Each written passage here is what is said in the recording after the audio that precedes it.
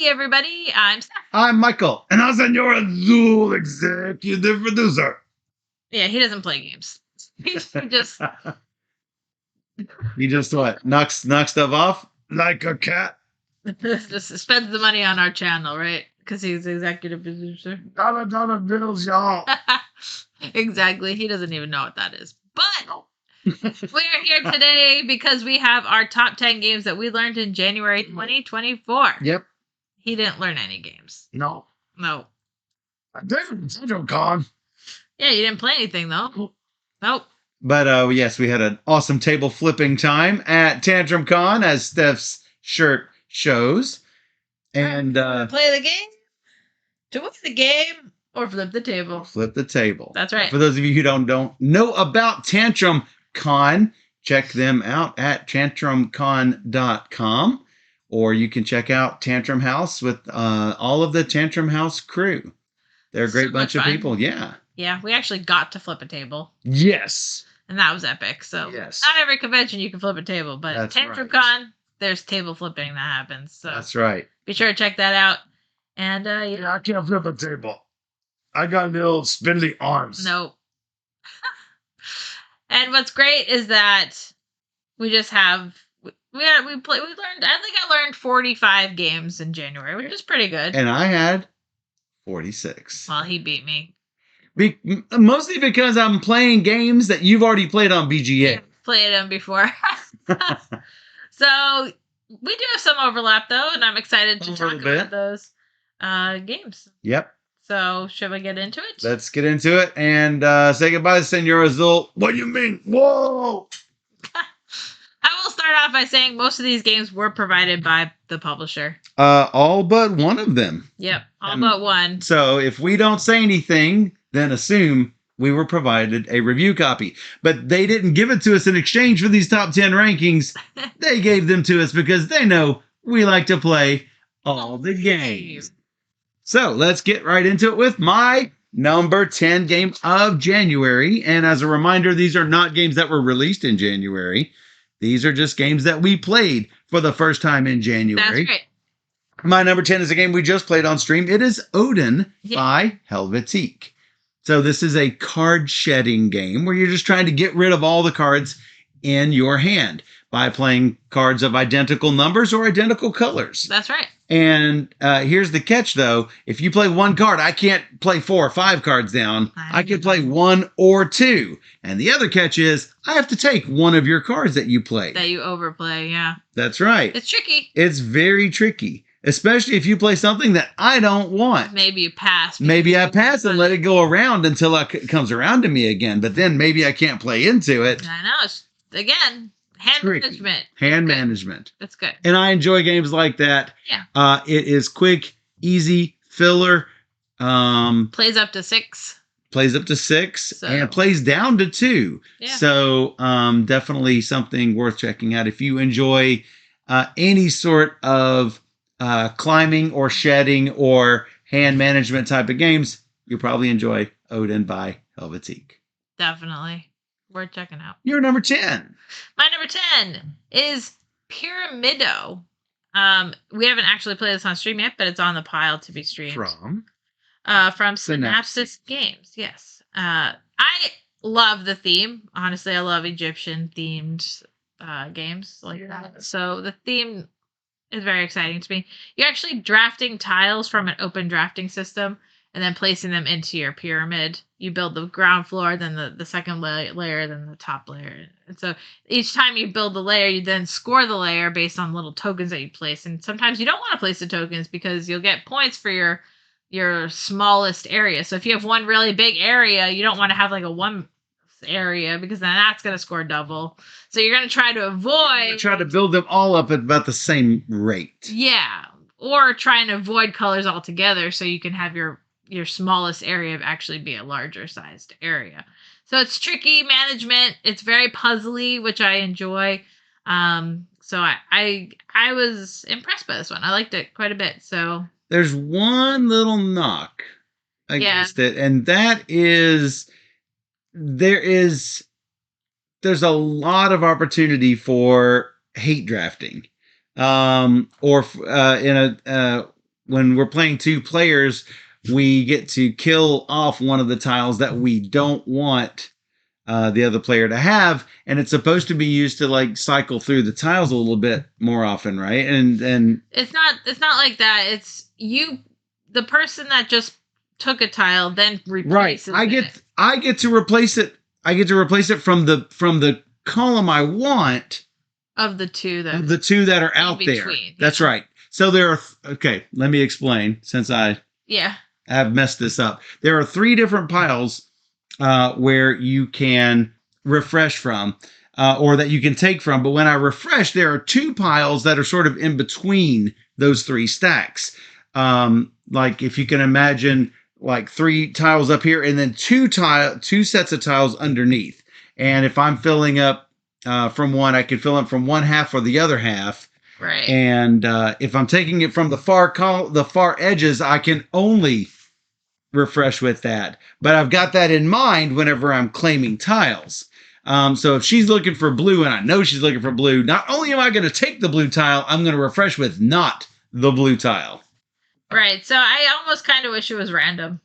Like a random display. And not where I get to choose what comes up. Right. Otherwise, a way I would like it a little bit better is if you take a tile and then I refill it with what I want to put in there. Right. And so, but again, you don't want to give gamers everything that they want, but even still, you're not, because like you would still take a tile that from giving me littler options to choose from. So it would give me a little bit more control. In any case, that's probably the one aspect of the game I think could be tweaked a little bit. But I think they try to do that. So I think that maybe the original intent was, if I see 2 different things down there, I'm going to put up something that is going to be helpful to me, but I know it's not ever going to make it around to me. Right. So why not try to prevent Steph from getting something that's helpful to her, rather than it just be random. Maybe if I want red, I'm pushing red into the selection. You know what I'm saying? So I think that maybe that was the original intent. You're right, but it's not turning out that way. Because it turns into hate selection. It's like hate drafting along with hate selection. All of that. So that's why I like the negative play. If it were random, then at least I can. You still have an option of like 4 tiles or whatever. There's a chance it'll come out. Yeah. Right. So anyway, and you could play it that way. That part of the game probably could use some work or like a different play, but the actual puzzle of the game I really like. Yeah, the puzzle is trying to place it so you're making these groups with the symbols, and then when to place your little token down, and I don't know. There's good choices that are being made as you build the pyramid, which I like. Yeah. Now, whenever you're placing all of the tiles down,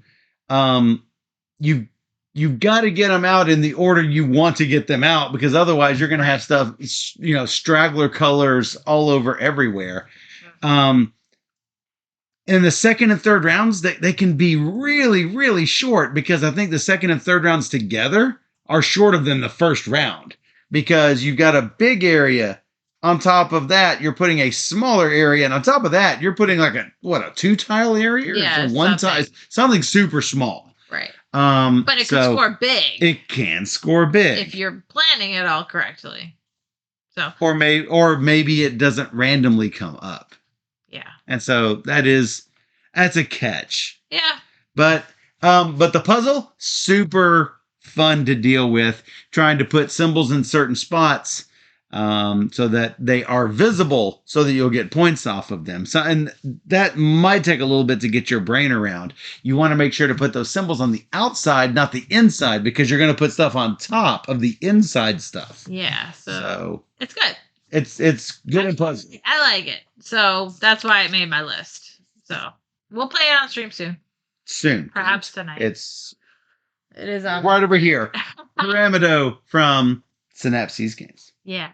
My number 9 game is actually from one of our loyal viewers. Yeah. If Firewind were here, he could see us talk about Stellar Drift Pull and Write from Mystic Tiger Games. So, what is a pull and write? You've heard of roll and writes. You've heard of flip and writes. What is a pull and write? Pull and writes pull and writes are where you pull cubes from a bag, and based on the cubes that you pull, you are going to deal with stuff on your rocket ship that you are trying to repair as you're hurtling through space, trying to fix up all the different systems. Sometimes the cubes that you pull will help you repair rooms that will give you bonuses that will let you repair other rooms that will give you bonuses that will let you repair other rooms. Am I right? Yeah. And who does not like and write games and blank and write games that are full of bonuses? Hey, Legends. Hello, Legends. I like them. Bonuses on top of bonuses on top of bonuses. In this game, so. I also like that each of the ships. Now we played an early beta, I should say. Yeah.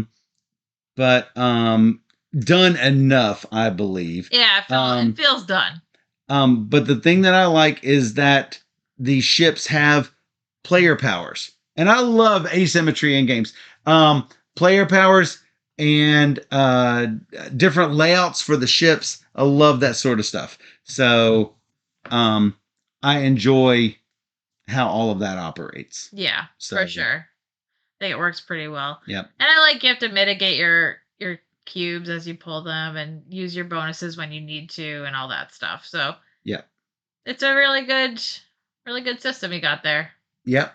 So absolutely. I think it's currently on Kickstarter still. So and am I correct in that there are only a certain number of cubes and it's all simultaneous?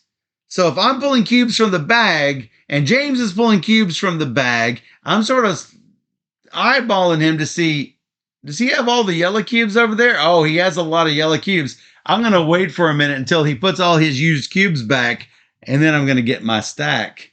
Yeah, so, a little bit of that. Yeah, a little bit of that. Generally, I don't really do much of that, but you could. I was eyeballing James as he was building because I needed the colors he had. That's fair. So. I get it. So, yeah. We're checking out. Team Firewin says Legends. Exactly. Yay. World famous designer. He was hanging out with Panda Angel today on her stream. Oh, yeah? Hopefully playing some Stellar Drift. So that's probably what was happening. Isn't this on Kickstarter now? That's what I'm saying. I think it's still Kickstarter. On Kickstarter. Don't wait or it'll be too late. Go Kickstart this now. Stellar Drift from Mystic Tiger Games, my number 9 on January's list. Yep. Hey, guess what? There's a crossover. Whoa, your number 9 is my number 8. How about that? And it is Mlem Space Agency from Rebel. Yeah. So, to put it into a quick notes, it's very much like Cloud9 or Celestia, if you guys have played that, where you're trying to get up as far as you can into space, in this case with your cats, and then jump off or, grab the highest amount of points before the ship blows up or it's made it to the end or such, and you get the highest points you can. So it has like a little bit of those games in there. There's a little bit more going on in Mlem because each of your cats has a special ability that could either help or hurt. Catronauts, yeah. That could help or hurt the pilot. But for the most part, there's like, it really relates to the other two games. I like that there's different modules that you can play with, which I think actually you should just play with them because we added in 2 of the 3 and they were really easy. They were easy. And like, it's good to have hidden goals. Like, oh, I want to get to this planet. Like, and then this planet. I enjoyed the hidden goals. Well, yeah. Because it's something to shoot for. Here's the thing. You start off at the bottom, right? If somebody has used their satellite cat, it will allow you to start a little bit farther along the track, like three notches up the 25 notch track. Right. Then you're all going to put in your cats. So the first person is going to be the commander. They're going to roll the dice and they are going to consult the spot you're on. And then you can use numbers or symbols that are on that space. For example, the first space, I believe, has 1s, 2s, and fireballs. And any fireballs you roll are worth 1. So not a lot. And like you do with games like Heckmech, you're going to take all of one dice symbol. So either ones or twos or fireballs. If you've rolled threes and or other symbols, you're not going to be able to go this time, and your ship will blow up, basically. Hopefully not that early on in the game, but if you roll dice and your symbol does not appear, you're not going to get to go anywhere. So let's say I chose 2 twos. That means we're going up 4 spaces, because 2 twos is 4. Hey, Opcost Games Rating with a party of 27. We're doing our top 10 games of January. I'm explaining Mlem right now. So yeah, we're going to move up 4 spaces. And then the commander can say whether they are leaving the ship at this point. They might land on the moons that are on a spot, or a planet, or some other opportunity that they are trying to get to. Hopefully getting all the way to the end at the edge of the galaxy. And then I think it's the galactic edge where they can get either 5 or 7 points if they're the commander of the ship. Yeah. If the commander gets off, the next player gets to be the commander. Or hopefully everyone has gotten off the ship before the ship blows up, because if the ship blows up a certain number of times, and it will, then especially when I'm playing, then the game is over. Cyberpunk 2077. I need to buy that. This is the last day of the Humble sale, I believe, and I believe one of the I think Cyberpunk 2077 is one of those games on there. Cool. And you played Mlem on Friday night. Pretty good. Yes, we played it at Tantrum Con. Yeah, we played it with full 5 players. So, yeah. So it worked pretty well. Each of your castronauts, as Steph mentioned, has different abilities.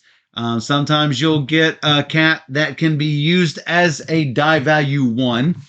And so, yeah, you might not want to use a bunch of dice with a 1 on it, because you only have like 6 dice. If you use those 1s, they're gone. If you have fireballs, you can reuse those dice. That's even better.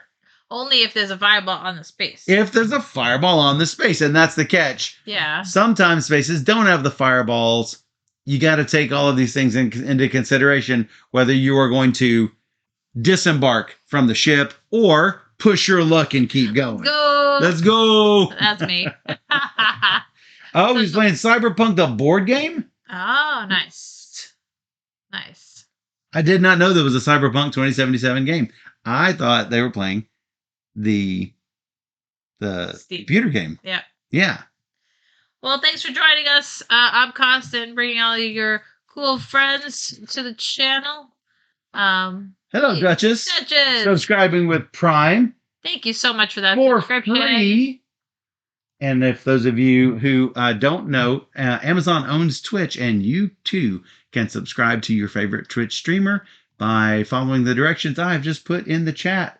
You can link your Amazon and Twitch accounts together, and if you have Amazon Prime, you can subscribe for free, and that gives Steph real money. So, or whoever your favorite streamer is. That's right. Like Duchess, or the Game Guildies, or Wigsby Check, or Opcost Games, or Time Roller, or any of the other fine streamers out there. Yeah. Trombone, welcome in. I remember playing Mlem. I enjoyed it and already told my other friends about it. That's right. It is on she Board played. Game Arena. She played the game with us, didn't she? Yep. Yeah. It is on Board Game Arena, so people can try it on there too. Bye, Opcost. Bye, Opcost. All right. That is your number 9, my number 8, and now your number 8 is my number 7. I know, we got another crossover. Whoa. Let's go. Let's go. It is Sankoré. The Pride of Mansa Musa from Osprey Games. That's right. So this is a big game. This is a really big game. The description on BGG says mid-weight Euro. Do not believe it. Do not believe those lies. The current heaviness rating on BGG. Yeah. Maximum of 5. It is currently 407, I think. 4.07. Do not believe midweight. It is. I would say it is heavy. There's a lot going on. That's it. That's the next thing I was going to say. You took the words right out of my mouth. So people compare it to Merv, which is a game that came out before this from Osprey Games I don't think so. by the same designer with the same artwork, which is why it's getting compared because it has all of the same similarities like that, but the mechanics are totally different. And honestly, I like Sankoré more than Merv. Just it has more of like my style of gameplay. It's puzzly, but I definitely think it takes a play to get grok it really, and then you play again. You're like, okay, I kind of understand what we're supposed to be doing here, but it is definitely a heavier game, a heavier Euro game. So it can be hard to push the ending because there's certain actions that you have to take that will get you the pieces into the engine that drives the end game. You have to get, I think, 12 of those before the end game can launch. And that can be from traveling across certain spaces or getting to the top of the mosque spaces or getting to the top of I can't remember what it was the palace spaces over to the bottom right. But only those certain things would cause the end game to push a little bit farther. So and with more people, it's going to happen probably sooner. You're going to have fewer actions because. And I wonder how that plays because it ends the same way with 2 or 4 people. So you're going to have to do it one way or another. I am actually interested in playing this with more people. I enjoyed it much more the second time, and I believe reading in your review, you as well liked it better the second time around. Yeah, for sure. I mean, it's just because the first time playing is a lot. It just is. And so playing it a second time, you kind of okay. So I'm glad we got to play it on stream. So if you're looking for a playthrough, we do have it already on the channel. So and it's long. It's a fair warning. It's super long. But if you enjoy trying to wrap your head around a heavy Euro, this is probably what you're looking for. Yep. So check out Sankoré, the Pride of Mansa Musa from Osprey Games. Yep, it made both of our top 10, so it's pretty good. So agreed. Probably worth checking out. Yep. Okay. Legends got to play Merv with Dice Tower West with Paula and Nick. Cool. So going into my number 7, we have totally different type of game. Totally different. Quicksand. This is a real-time cooperative game using sand timers. It is different than Kites, which is another game that uses sand timers in a cooperative mode. But you are still you're trying to move these sand timers along a path by playing a certain card to advance a timer. Again, you don't want the timers to run out, and you want to get them all to the end goal before before they all fall off the edge. Yeah. So because if they run out, you got to tip them off the edge of the play area. Right. So and then get them back on and then catch them up so that they all reach the ending area. Yeah, you want them to all get, because once they're in the ending area, you can't flip them again. I don't think. You can. They don't advance, but yes, you can flip them. And if they flip in the ending area, it's really not good because you don't want them to. They can run out before the safe zone. They can run out before you get to that last line worth of spots. They can run out. They fall off the edge. If they run out at the end, you don't want that to happen. So we'll have to play it again soon because we played this on January 1 as our Q game. Because those. So one thing I don't understand is why is it called Quicksand when there's a tornado on the cover? I don't know. Maybe it's just supposed to. I don't understand the theme, but I'm never really a theme person anyway, so I could just be the wrong one to ask about that. So like Kites, it has sand timers. Unlike Kites, you are playing things for for the symbols or colors. Right. And so you're going to move everything with moons or everything with red. And it makes it so, hey, maybe it moves, one of them will move one thing, one of them will move two things. So you're just trying to balance out the time, when things are getting to where they are. And it's not based on the sand timer like Kites. It's based on the position it is on the track. And I find that to be interesting as well. So this did not make my list. There's a lot of these sand timer games coming out. And I don't know, it's hard to stand out with a lot of them hitting the market all at once. I just got to say. Yeah. Dan says they could have called it Sandstorm. I think Sandstorm might have been a better name. I think Quick, they're wanting Quick to be the... Yeah, but it doesn't make sense to me. Yeah. But Sandstorm makes sense because it's actually sand timers. It's like you're using sand. Yes. So that possibly was a missed opportunity. But anyway, I liked it. I think we'll play it again on stream and see how you all like it. And Dalek, we are not talking about the ones with the tiny symbols. We'll get to that in a little bit. Yeah. Spoiler alert. Spoiler alert. Possibly. So that was my number 7, Quicksand. My number 6 is a game from Capstone Games called Match of the Century. Game of chess means there's one less. It just means I get to listen to Chess the Musical, which is my favorite. And you love that. I love it so much. Yes, I have not seen it. So, I love the theme of this game. Which, the theme alone, not just chess in general, but just like the whole era of all of this is awesome to me because I love the show so much. So, it's worth keeping just for the theme. So, I played chess a lot when I was in elementary and middle school. I was actually part of the chess club in elementary school. And I got to be honest, maybe that's where my burnout of abstract games started. Probably. Was that I just played so much chess and I was good at it, but just didn't have any fun with it. Seeing the moves 5 or 6 moves ahead, it did not thrill me. However,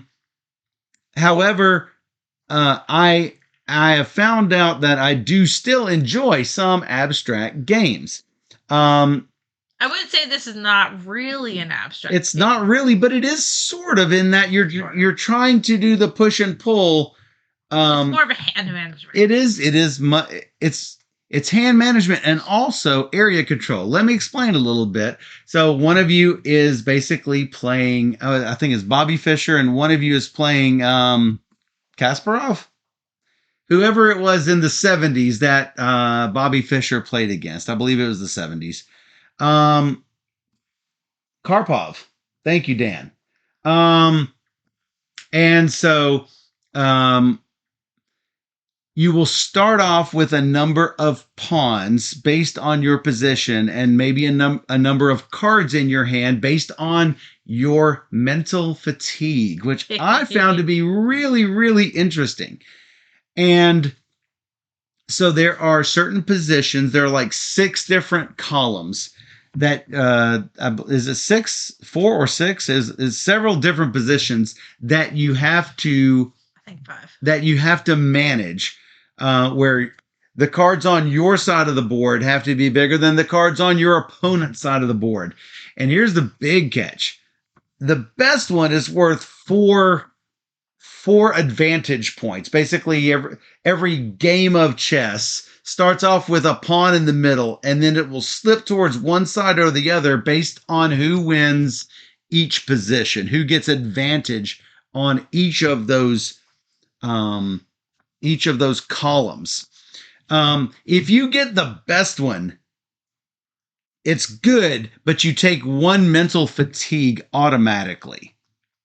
So, you gain advantage in these positions by playing cards with numbers on them. Like a 4 or 5 is really good. So if you put something in that spot, your opponent has to decide whether they want to play something bigger than you. Here's the thing. If they play something smaller, they get the words on their cards. If they play something bigger, they'll win the spot. And so that's the thing that you have to consider. Do you want the thing that is going to give you the words on the cards, or are you going to play it to gain the advantage of that position? Or are you going to match? And nothing or happens? are you going to match exactly? And that spot is a draw, and the pawn doesn't move back and forth.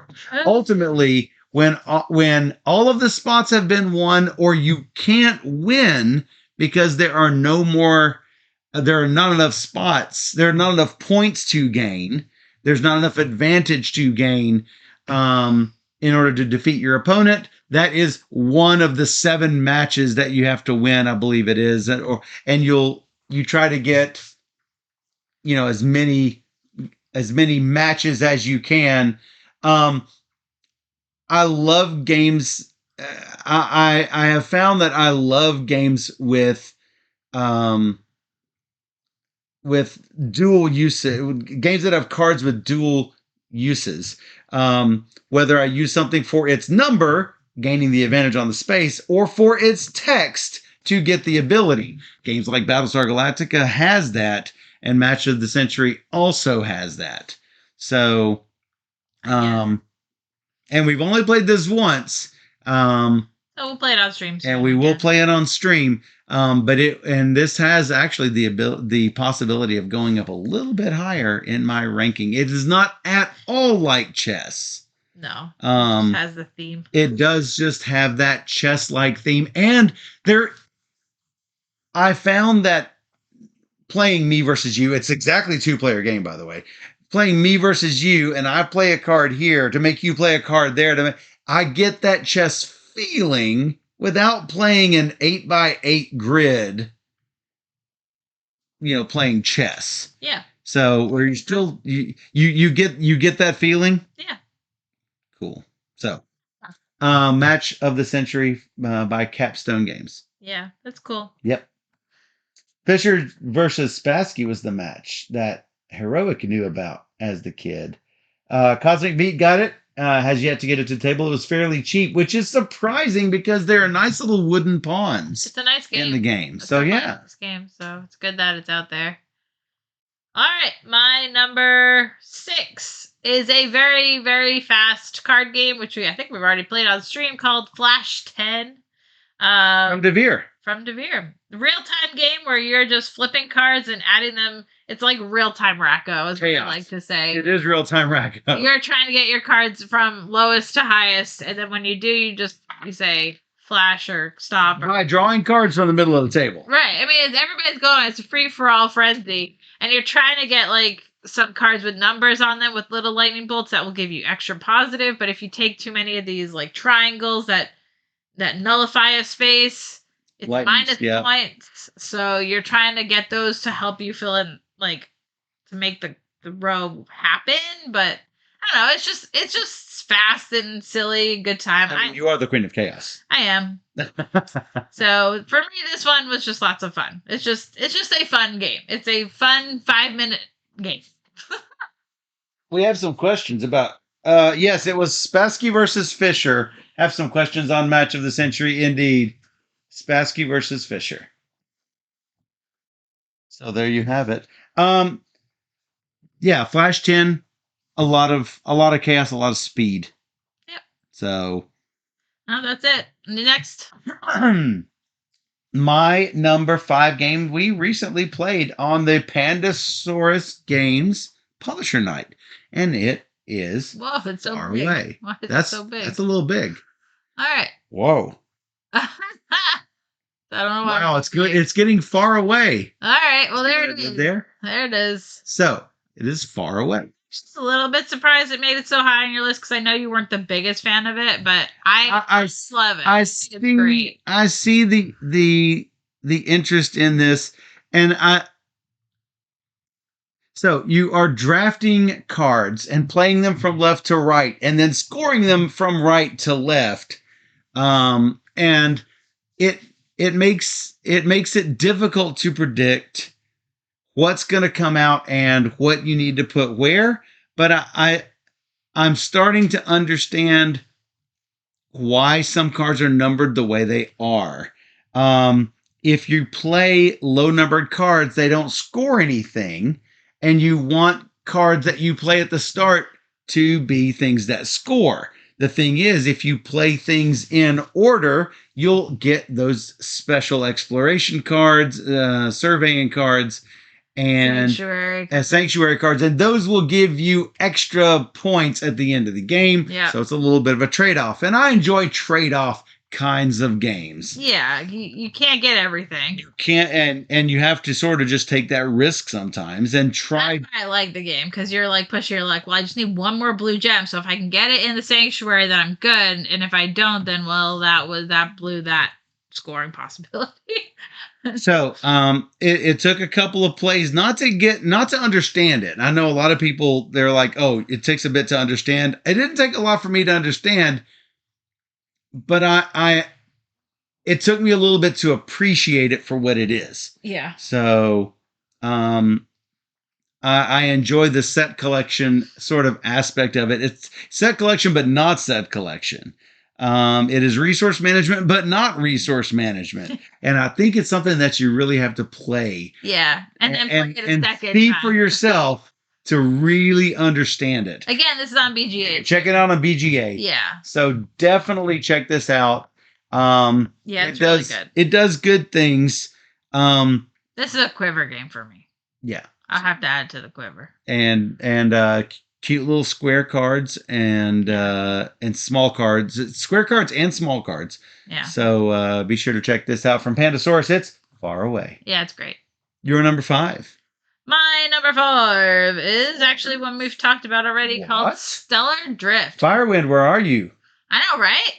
I believe it's still currently on Kickstarter. So if it interests you, you pull cubes. And you use those cubes to like start repairing your ship and getting cool combos and lots of tracks to think about. And there's good choices in a very quick playtime. Well, that's what you want in a blank and right game is good choices. Good choices. Yeah.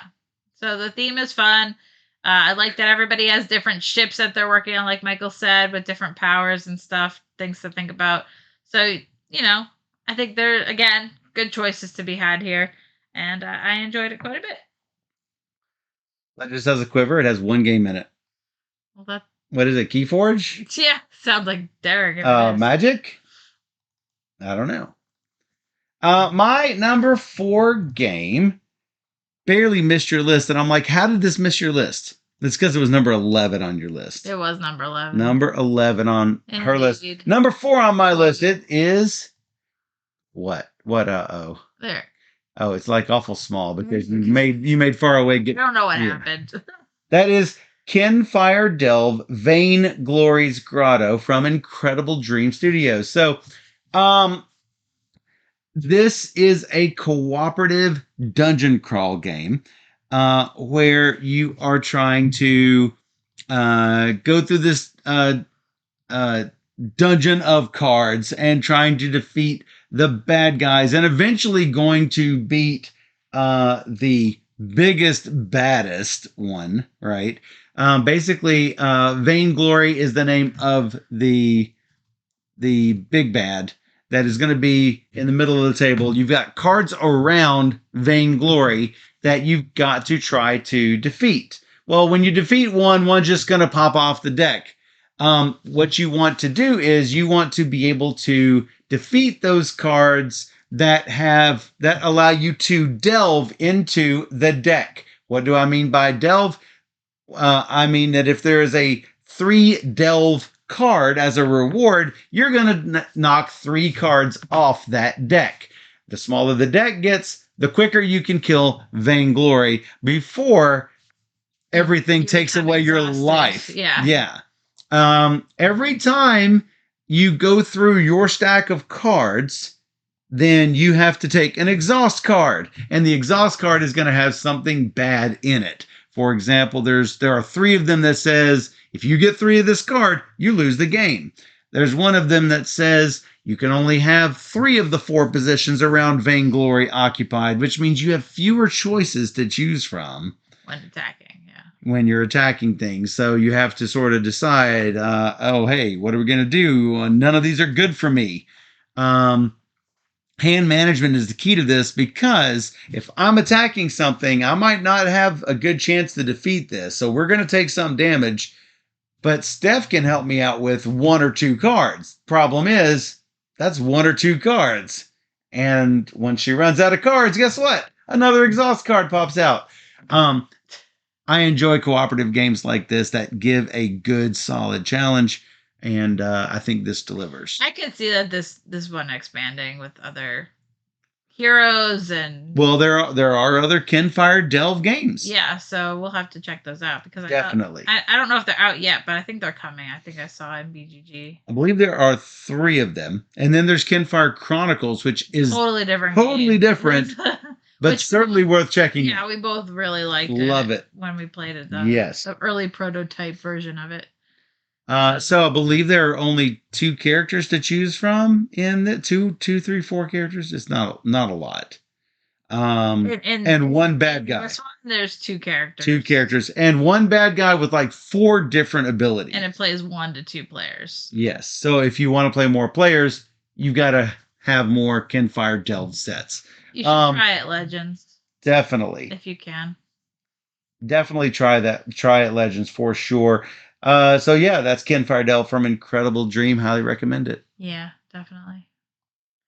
Okay. Your number 4. My number 4 is Skyrockets in Flight. Afternoon Delight. From Floodgate Games. Floodgate. This is basically kites, but now it's a little more challenging. There's scenarios that you're going through that you have to do certain things throughout the game.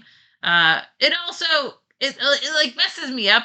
We had to restart like the game like 4 times, because one timer you have to wait till it's completely empty before you can flip it, and the other timers you have to keep them going, like in kites. And so that's how I'm used to it. So it's like, oh, I'm not supposed to flip the orange one. Oh, I did. Whoops. Yeah. Now we had to wipe the game and start over. It's not working that way, because one timer, it's like, okay, so you have to have like your different thought process for this game. Also, I like the fact that if you do run out in a normal sand timer, there's the crowd track now that you can flip over a crowd token. You're not just dead. Well, yeah. So continue. Well, you're not. So if we have a dud, is what they call it, because the firework didn't go off or whatever, it's a dud. So if you run out of sand in a normal timer, the crowd token is just like boo, and you just flip it over and you keep going. So you can have a couple like screw ups, which is a little bit more forgiving than in kites, which you just lose automatically in kites. So here's what I have to say about that. Who here has played one of those games on your phone, one of those little stupid phone app games, where it gives you 1 to 3 stars for completing a level? Who? Anyone? Hands? Who here has played those? All right, so another round of hands. Who here plays the level until they 3-star the level? That's what this crowd thing is to me, because you keep track of this stuff. And if I've beat scenario 3 with a 1 crowd star, no. 3, you're going to play it until you get it perfect. So in other words, 1, might as well just stop, because I didn't give him a 3 stars. Okay, I get that. See? We got people raising hands. There's room for improvement. But the thing is, I like it better just because you have that level of difficulty if you want it to be that way. I don't know. For me, it works better than just the normal kites where you're like, okay, we're dead. Let's try it again. We can actually keep going. So here's my comparison. Skyrocket's better than kites. Yeah, well, here's my comparison with Skyrockets and kites. Okay. Skyrockets and kites. Afternoon delight. Kites, boom, you can see that color on the card. Skyrockets, you've got 1 or 2 little bitty tiny icons that you can't even see, and a firework. That is useless. The firework is If you useless. list the firework, it is the colors of the card. It's not over here. I was gonna pull it out if it was over here. I gotta say, none of us at the table could see those little bitty dots. Sorry, Floodgate. I love you guys, but you got to make those icons bigger. Old eyes can't read them. Just gotta say, you're kind of small. I can't. Yeah, kites is a little bit more legible.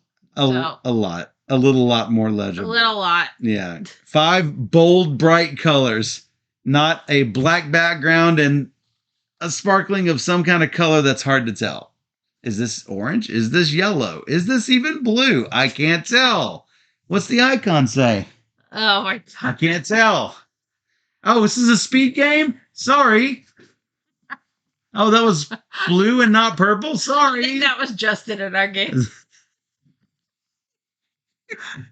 Anyway. So we won once and lost once. And started over once. I need to play with the younger crowd. I guess. I liked it quite a bit. So I'm going to play through the scenarios and see how it goes. So maybe by Tuesday group, somebody will play with me. Legends ask if we're going to frame it after we get all 3 stars. Could be. No, not quite. All right. I liked it. Kimay played a level of Overcooked 10 hours. Wow. Because she wanted to 3-star it. Bye, Wim. Bye, Wim. So, before we go into number 3, I got to say. What? Legends is eagerly awaiting the number 1 so that he can blame you for wanting it. Oh, already? For ordering it. Oh, good. Because he's got his wallet ready to order. For number 1. For number 1. I think he already has it. I don't know. We're going to find out. Because this is my number 3. We played this on Pandasaurus Night.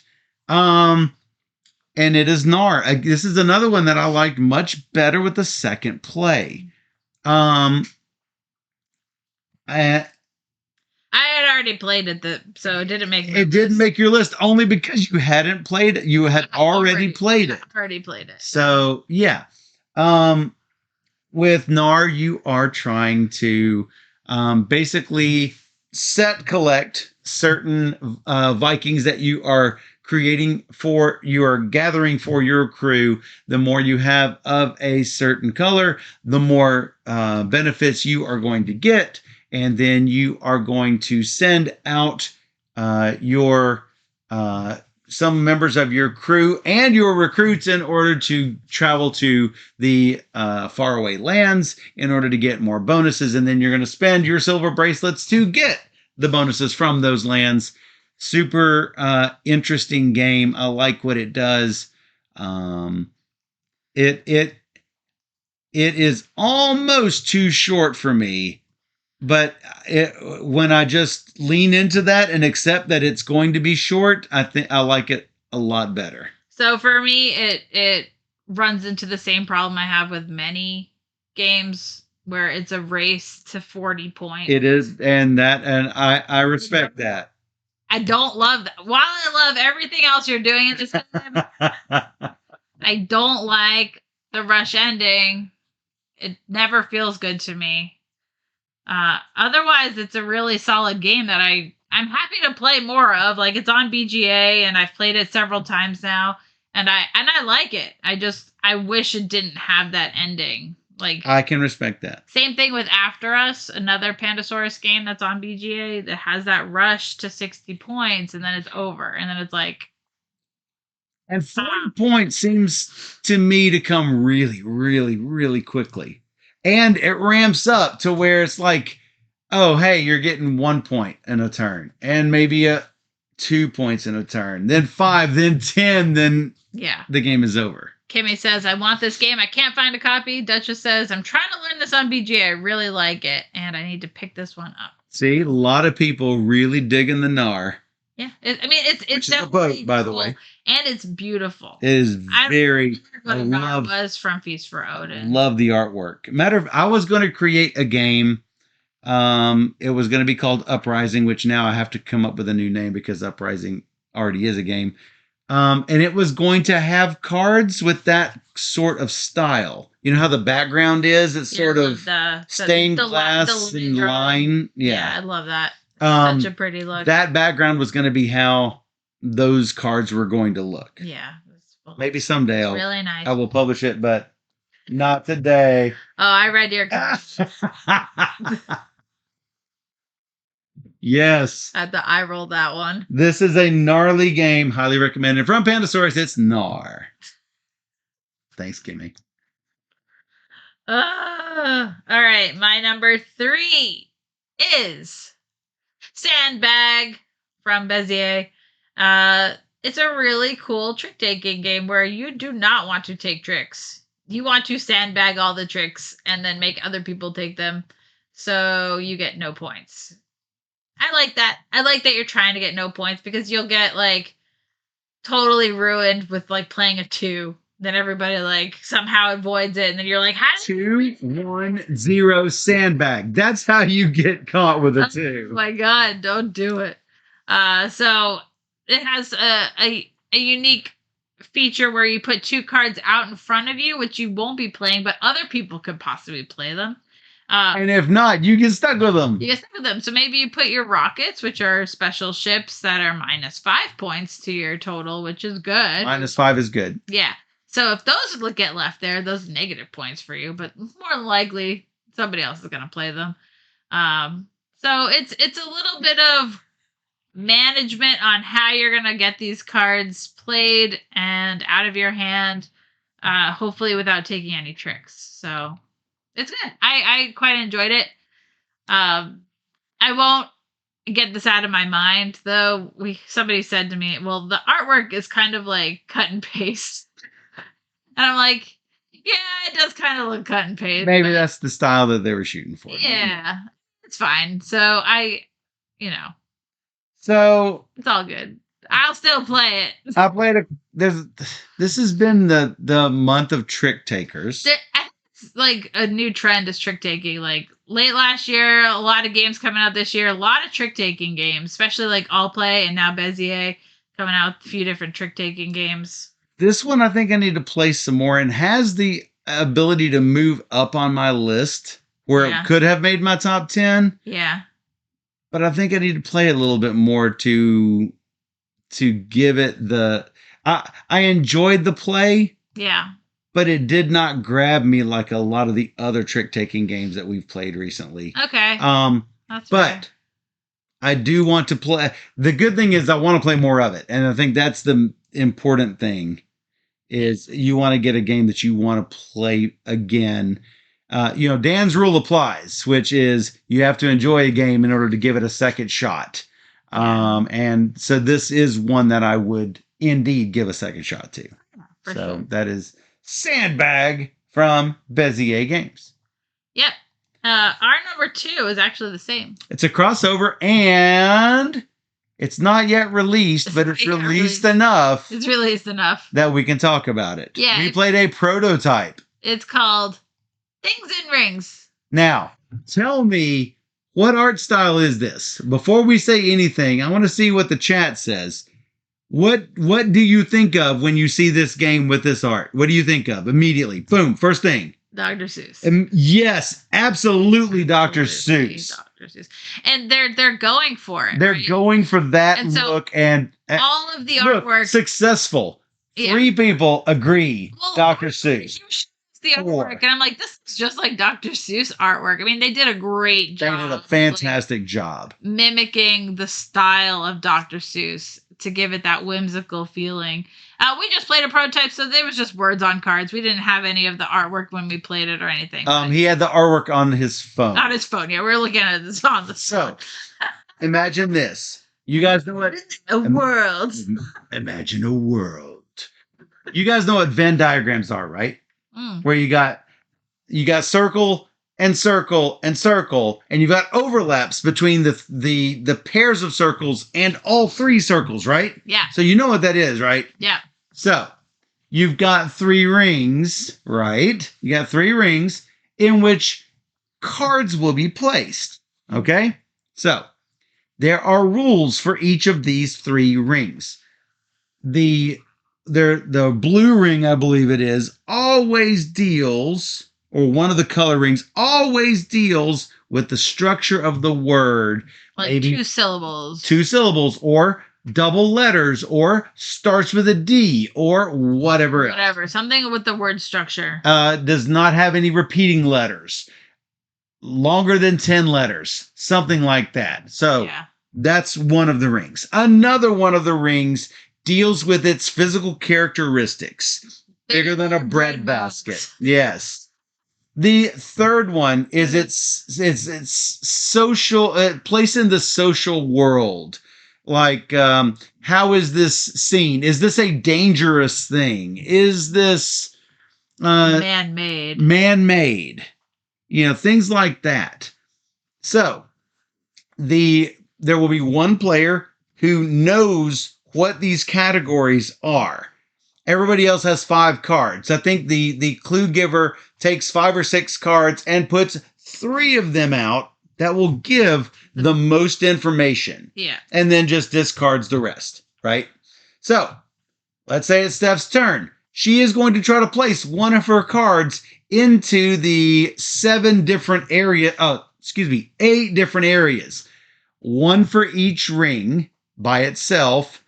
1 for each spot between 2 rings, 1 for the center, meaning all 3 rings, meaning maybe it is all of it dangerous and larger than this chair and starts with a D, for example, or none of those things. That's an 8th area. So it's outside of the Venn diagram. So Steph places one of her cards and I say, no, it doesn't go there. In fact, it goes here. I move it to the right space, and then Steph has to draw a card. She did not get rid of any of her cards. That's too bad. But let's say she played a card. But we know a little bit more information. Yes. But let's say you played a card and it is correct. I say that is correct. And then you may play another card, and then another card, and then another card. As long as she keeps getting it correct. Here's the thing. She doesn't have to know what these categories are. She just has to get rid of her cards. Yeah. Let's say she sees a bunch of living creatures outside the Venn diagram, and she has a living creature. She tries to place it outside the Venn diagram. Does it get placed? Does it get replaced, or does it hold true? It's hard to tell. I saw a lot of metallic things going, and I was like, "Oh, this is things that are metal. Oh, these are things with wheels on them." And I'm trying to think, what is that category? So it's really cool. I don't want to say it's a party game because it's thinky. It's thinky, a lot like Codenames is thinky. Yeah. And so it's a word game. It's a good word game. This could have made my number 1. This could have gone higher than 2. But as soon as I played it, I knew it was top 3. Yeah. Knew it. It's going to be even better with the actual final product. For sure. Because it's so, fun. It's fun. The fun theme. Everybody will want to play that. Yes. I think so. So, be on the lookout. I think it comes out Gen Con, so. Legends asks, do we like So Clover? I do. We do. I'm terrible at it, but I do. Hello, Chris. How you liking those new ships? Oh my goodness. Hey, guess what? We have the same number 1. We also have the same number 1. Legends, get out your notepad. No, I think Legends already owns it. Have this. I think Legends already owns it. So I did get a haircut, Chris. Finally. He said get a haircut. Of course, you have to know Chris doesn't have any hair. That's fair. Still looks long. But no, it's not. It's really good now. Yeah. It's anyway, much better. Love you, man. Number 1 is from Rock Manor Games. It's Maximum Apocalypse. The world has ended. Not just because of Maximum Apocalypse. The world has ended because Steph gave a game with zombies in it as a number 1 game. What has the world come to. It just goes to show mechanics are more important than theme. Exactly. And I've always said that. So, you go through these maximum apocalypse scenarios one at a time, in which it starts you off easy with zombies, and then I believe at some point it switches to maybe aliens or robots or mutants. I think are the 4 different types of bad guys. Better anyway. Is there a hospital in it? Yes, there is a hospital. I haven't found any spiders. We haven't found any spiders yet. It doesn't mean they're not there. I am hopeful. If there are spiders in it, we can say there was a zombie hospital spider game that Steph rated number 1. And this would be it. Maximum Apocalypse. I thought you did own it, Legends. See? So you're going to have to buy Things and Rings, Legends. So, in this game, you are starting off at a location, usually your van. It is the van, right? Yeah. And you are trying to negotiate your character across, trying to find items that you need to find before you make it to the final location. Like I believe in scenario 1, which we played on. We played it on stream, right? Yep. We played scenario 1 on stream where we had to go find a scientist or something that says that they had come up with a cure for this zombie outbreak. We needed to find the police station, find the guy, and take him, or maybe he was at the police station, and take him back to the van. But there was something we had to do first, and I can't remember what it was. But as long as you take care of everything, boom, you win the scenario. But you need to do that before you run out of food, because every turn your hunger timer ticks 1 more spot. So you have to manage your food, you have to manage your weapons, you have to manage the zombies all over the board, because they are just dropping everywhere on the board. Coming to get you. They're coming to get you, and if you don't defeat them on your turn by spending some of your precious actions and ammo, then they will eventually kill you off, or you'll get hungry, or you won't make it back. Plenty of ways to die. So many things. I like that from game to game you can switch up your character if you wanted to.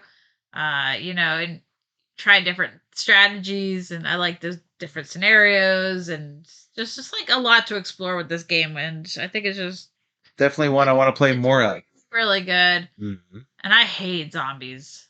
Yes. I can't reiterate it enough.